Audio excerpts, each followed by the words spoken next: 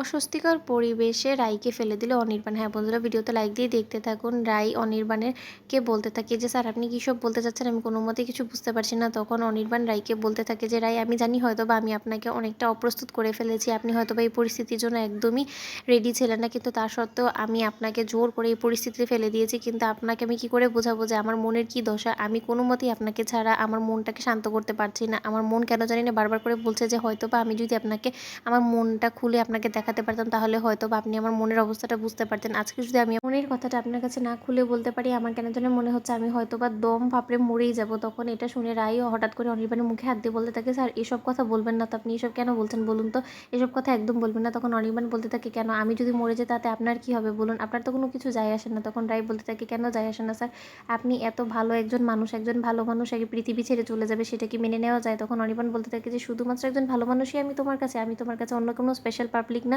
তখন এটা শোনা মাত্র রাই বলতে থাকে যে না স্যার, আপনি আমার কাছে সেরকম স্পেশাল কেন হবেন বলুন তো, কারণ আপনি আমার জন্য যা আপনার এমপ্লয়ীদের জন্য তা, আপনি আমাদের বস, আপনি আমাদের কাছে অনেকটাই শ্রদ্ধেয়, আর আপনাকে যথাসাধ্য পরিমাণে আমরা সম্মান করি, তাই আপনাকে হারানোর ব্যাপারটা তো আমরা মাথায়ও আনতে পারি না।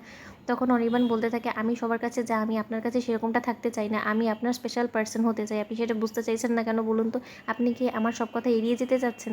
তার মানে কি আমি ভেবে নেব যে আপনি আমার কোনো কথাটাই বোঝার ইচ্ছাই প্রকাশ করছেন না? তখন রাই বলতে থাকে যে না স্যার, আমি আপনার সব কথাই বোঝার চেষ্টা করছি, কিন্তু তার সত্ত্বেও আমি আপনাকে বলবো যে আমাদের মধ্যে থাকা যে লিমিটেশনটা আছে সেটা অবশ্যই আমাদেরকে মাথায় রাখা দরকার।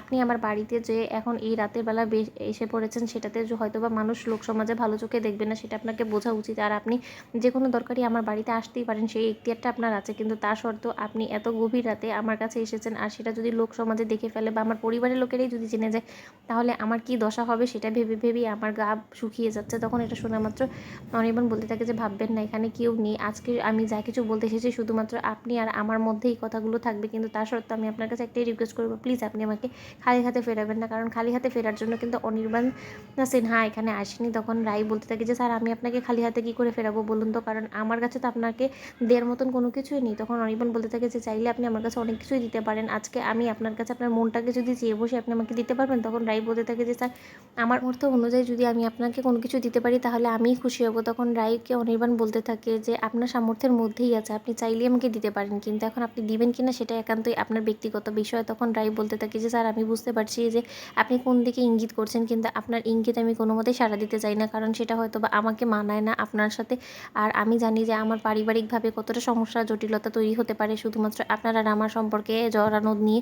তার জন্য আমি চাই না যে এই জটিলতা এখন এই মুহূর্তে এই পরিস্থিতিটা তৈরি হোক, তার জন্য আমি আপনাকে অ্যাভয়েড করছি। তো বন্ধুরা, ভিডিওটি ভালো লাগলে লাইক কমেন্ট শেয়ার করে সাবস্ক্রাইব করতে ভুলো না।